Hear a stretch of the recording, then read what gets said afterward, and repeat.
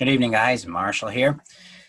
Welcome to this week's live Q&A. So let's have some fun here. Since I'm kind of the emotional technician, the emotional geek, emotional healing geek, whatever it is. I tend to get straight to the point. So let's get to the point. Today's Q&A, we've got four specific questions that we're going to address here. And I'm going to come over here and clicky, so I make sure I see y'all. All right. Yes, there we are. Okay. Hi, David. So, guys, as I'm going through this, leave comments. Let me know what you think. If you have questions that come up for you, post them in the comments. I'll respond to them here live. So we've got ourselves a good half hour. So let's do it. So 4 questions came up in today's poll. 4 questions. And that first question is how do we let go of the fantasy of things getting better, toxic people? Fantasy is a hard one, isn't it, guys? It really keeps us hooked. And one thing to understand about the fantasy is we're always going to have a part of us that's seeking it. There's going to be a part of us that's like, yes, please, let this be it. Our job isn't to give into it. Our job is to check ourselves and go, this is the person, this is the pattern of behavior that we know.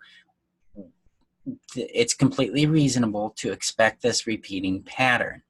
That's where we break out of the denial and we get really honest and really sober about the situation that's going on. And that's a biggie, and that's a hard one to do.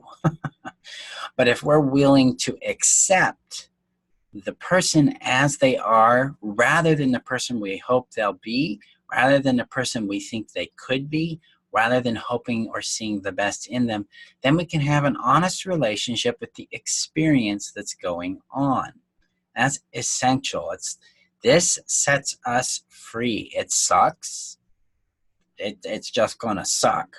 But it also lightens things up. You'll notice that when you accept your fantasy is a fantasy, things get lighter. It's like, ooh, I do feel different. You might have a surge of sadness or grief or shame or frustration, but that's just a natural response to having to let go of someone that you have an attachment to. And a normal human attachment. It's not like attachment's bad or anything, but it's not like we're designed to just cut our arms off, right? Hi, Iru. So getting through the denial and just accepting the person as they are is essential. Remember, we understand people through patterns, not through their promises. Patterns of behavior are what define the person to us. It's what defines the experience we're going to have with it.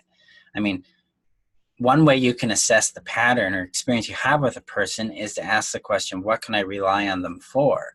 Be really honest about that. Can you rely on them to hate you, to abuse you, to deny you, to ignore you, to, whatever?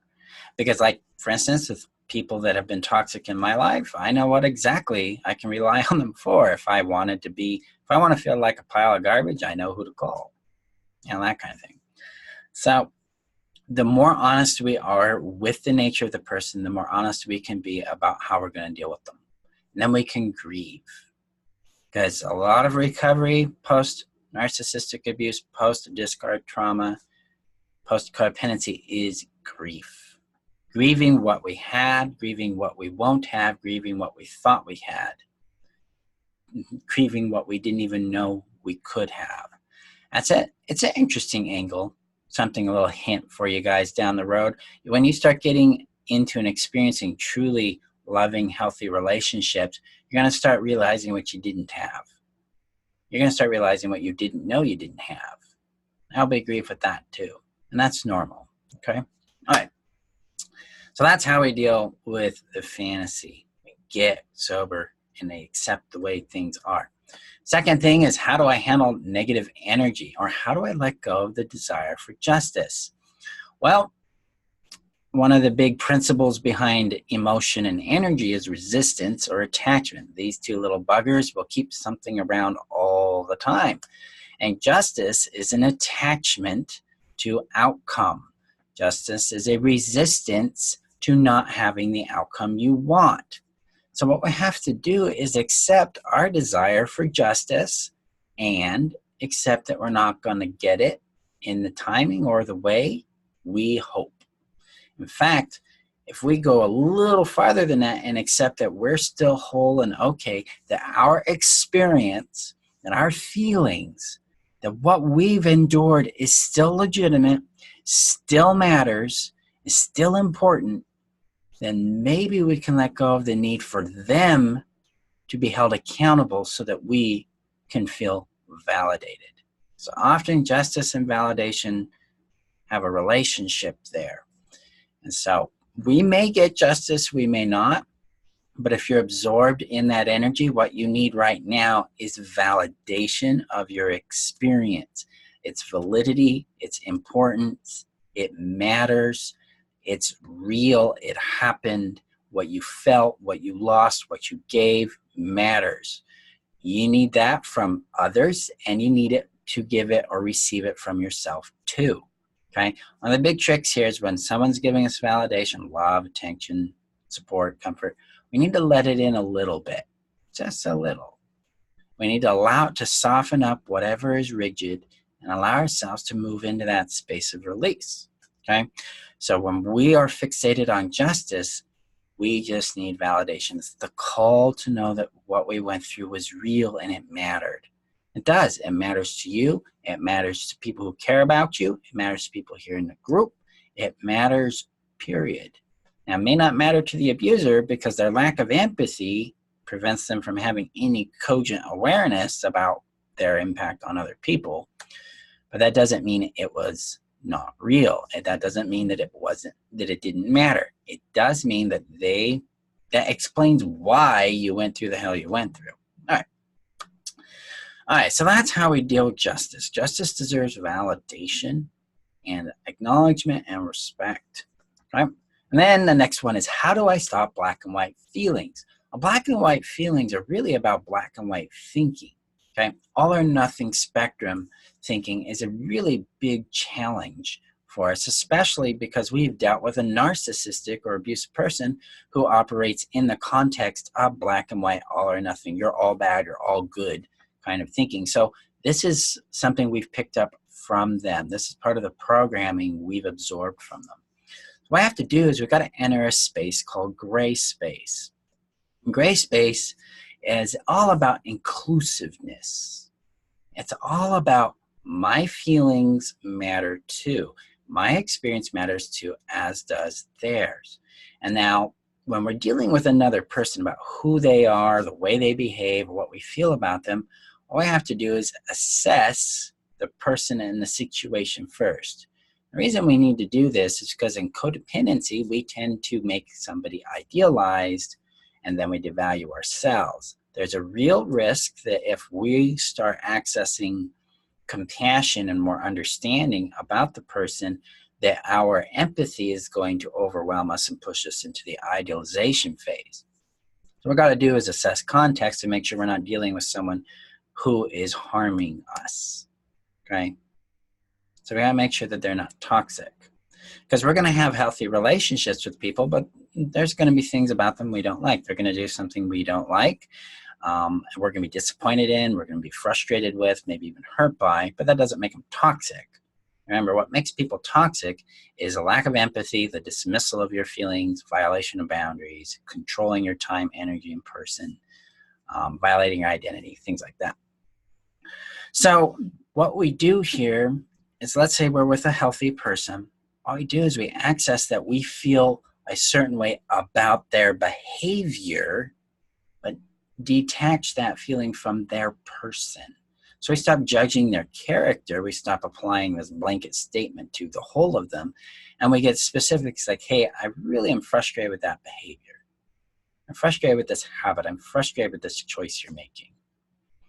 That makes it easier to also acknowledge that I like and enjoy who you are too. We can have both. Dialectic behavioral therapy teaches us that the brain can have two opposing truths and support them.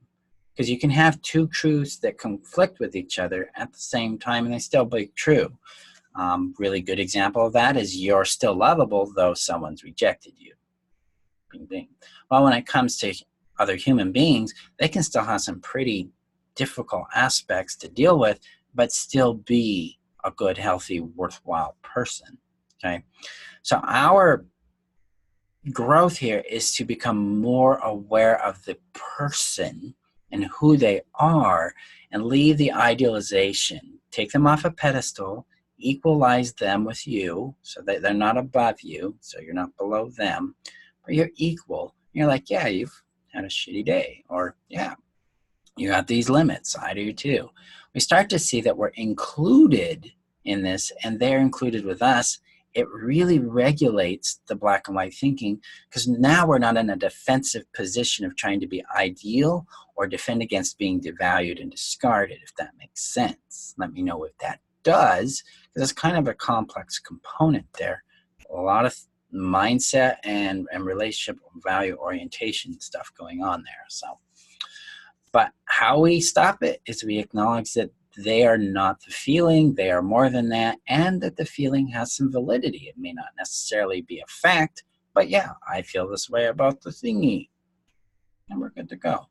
Allow yourself to have the privilege to feel something dominantly while also knowing that you feel a certain way towards them otherwise too. You can still be upset with someone and feel love for them. It doesn't require one or the other, but it does take some practice and it does take some reconditioning with your relationship to emotion and to other people. All right. The last question is when will I know my daughter is autonomous or healthy enough that I can change my life? So this is a really personal question, but it's got an interesting undertone. When is it safe for me to make a change so that it doesn't negatively affect my children? Okay, so some of us are in pretty deep pickles, right? We're dealing with marital and relationship situations that make things complex for us. And so this is where that question will come in. Generally, what I would be looking for is how safe your daughter feels being autonomous. Can she say no? Can she say yes? Can she handle the toxic element in her life? Can she deal with the toxic variables that are going on without, like chocolate cube, and without that influence tearing her down? The more secure she becomes in her response to those situations, to the dynamic that's going on, the easier it's going to be for her to handle a change that you make in your life. So that's kind of the principle you want to be looking for there. Generally, you want to be looking for a pattern where she's responding this way on a more consistent basis to the toxic or chaotic variable in her life so that she can manage it. That's really where I would go with it. So, all right. So those are the four questions today. So that's live Q&A, guys. I appreciate you showing up. If you have any other questions, just feel free to post them in the group. Otherwise, remember that you're worth knowing, loving, and keeping. And have a great weekend, guys. I'll see you guys next week on Tuesday for our next live training. Have a good night, guys.